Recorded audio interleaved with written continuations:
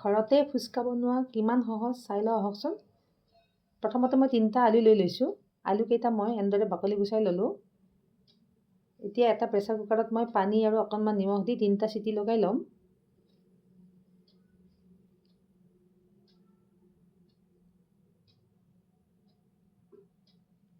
এটা জলকীয়া, এটা পিঁয়াজ আৰু এমুঠি মই পুদিনা সৰু সৰুকৈ কাটি লৈছোঁ।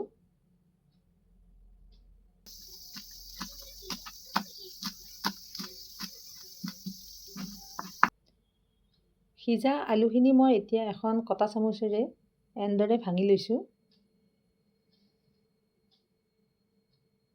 এইখিনি এতিয়া মই এটা বাতিত পিঁয়াজ, পুদিনা, কেঁচা জলকীয়া, জালজিৰা এচামুচ, ধনিয়া পাউডাৰ আধা চামুচ, বগা নিমখ, ক'লা নিমখ, তেঁতেলী 2 চামুচ মিক্স কৰি লৈছোঁ। আপোনালোকে নিজৰ পচন্দ মতে ল'ব। চাট মছলা বা জিৰা ইয়াতে যোগ কৰি ল'ব পাৰিব আপোনালোকে।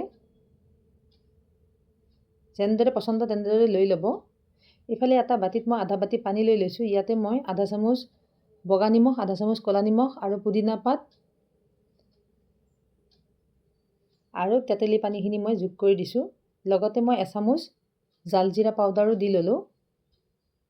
এইখিনিত মই এতিয়া আৰু অকণমান পানী যোগ কৰি ল'ম।